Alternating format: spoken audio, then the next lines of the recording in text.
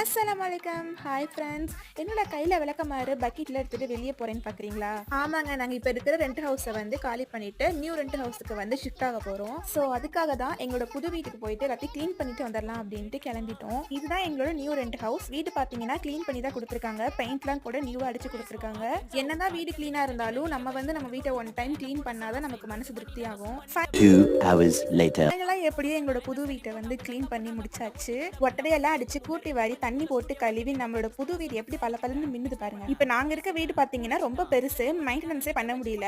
But இந்த new house பாத்தீங்கன்னா ஒரு ஹால், சின்ன ரூம், டபுள் பாத்ரூம், கிச்சன், அவ்வளவுதான். ரொம்ப பெருசாவும் இல்லாம ரொம்ப சின்னதாவும் இல்லாம எங்க ஃபேமிலிக்கு ஏத்த மாதிரியான ஹவுஸ் இது. அப்புறமா நாங்க வீடு ஷிஃப்ட் பண்றதுக்கான மெயின் ரீசன் பாத்தீங்கன்னா நாமக்கல் டவுன்ல இருந்து இப்ப நாங்க இருக்க வீட்டுக்கு வரக்கே 25 கிலோமீட்டர்ஸ் ஆகிரும். பட் இப்ப இந்த நியூ ஹவுஸ் பாத்தீங்கன்னா நாமக்கல் பக்கத்துலயே மெயின் சிட்டிக்குள்ளேயே தான் இருக்கு. 24 ஹவர்ஸ் பஸ் வசதி, ஹாஸ்பிட்டல்ஸ், மார்க்கெட்ஸ், க்ரோசரி ஷாப்ஸ் எல்லாமே பக்கத்துலயே இருக்கு. எங்களோட நியூ ஹவுஸ் எப்படி இருக்குன்னு சொல்லுங்க.